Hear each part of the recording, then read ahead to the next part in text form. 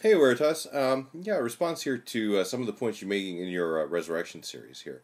I'm going to actually break all the rules of YouTube religious discourse on this point, and actually concede a few points to you. Yeah, I know. YouTube. This probably breaks some sort of user agreement with YouTube or something. They'll probably take this video down, but I appreciate it when other people acknowledge when I score some good points, and I think you actually scored some good points here with regards to Paul's conception of the bodily nature of the resurrection of Christ. So I want to go ahead and acknowledge those. Yeah, I think it makes a lot more sense in the context of 1 Corinthians as a whole to really acknowledge that Paul really did think that the nature of Christ's body as he was resurrected was a corporeal entity. I think this particularly makes sense in conjunction with the problems that Paul was trying to address in the Corinthian community. I think all of them can be traced back to a misunderstanding, really, of the nature of the relationship between spirit and body. I mean, the Corinthians were doing things like seeing prostitutes or, having incestuous sexual relations. These sorts of things, because they thought that the body was not of any importance, that it was the spirit that was of importance. So Paul is using the bodily nature of the resurrection of Christ to emphasize that the body itself is the temple of God and this sort of thing. So yes, I would like to concede those points to you actually. But on the other hand, I would like to point out that the very fact that Paul has to address these problems in the Corinthian church indicates that there was a diversity of opinion among the earliest Christians on the exact nature of the resurrection. It was the opinion of some of the people in the Corinthian church and in other churches. I mean, we can tell in Paul's other letters where he deals with similar issues.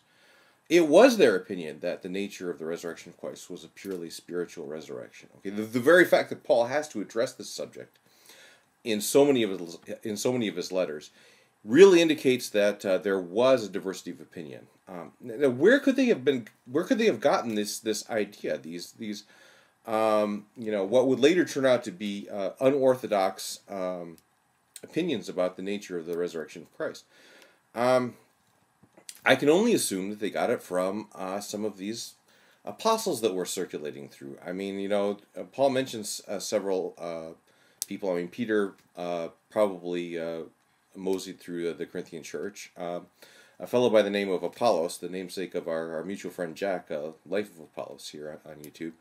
Apollos definitely went through there and preached and things like this.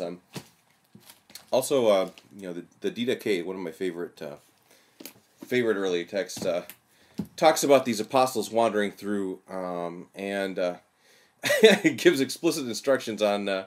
Actually, it was a job description in the early Christian church. I mean, if you had one of these resurrection experiences, you could go around to the various churches and tell people about it, and make a living that way. And the Didache actually represents a phase of the church where they really got tired of this, and said that called these types of Christ mongers and things like this. So if they stay for you with more than one day, just kick them out. Make them actually work for their living. So I would like to point out that later on, I mean, this was a big problem, especially in the Arian controversies and things like this. Interminable centuries Christians argued about this, but these days,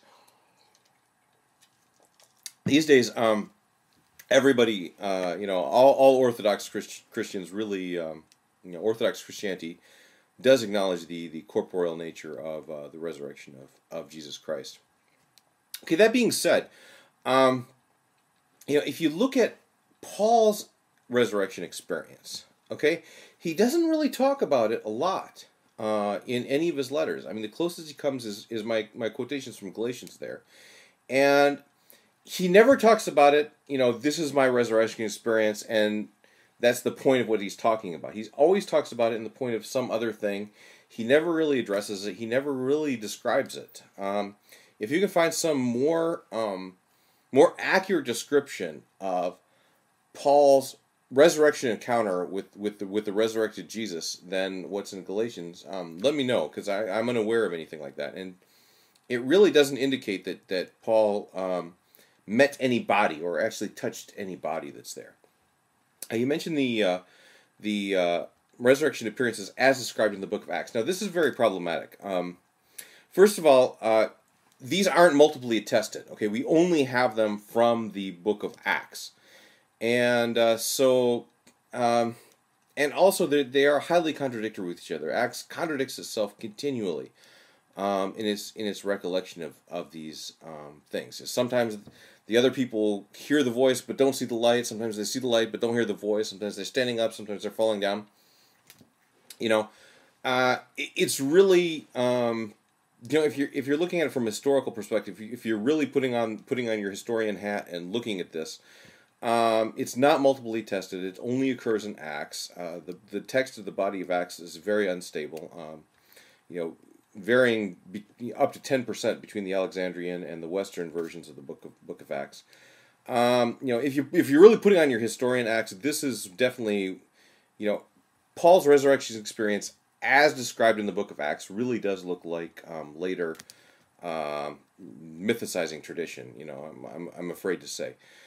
So given that, if we just take exactly what was Paul's resurrection experience, okay, it does not look like he encountered a body. It seems like he sets the bar remarkably low, as a matter of fact, in terms of what would count as an encounter with the resurrected Christ. So, if it is indeed the case that, he just had some sort of, vision of Christ or something like this, he didn't really physically encounter a body.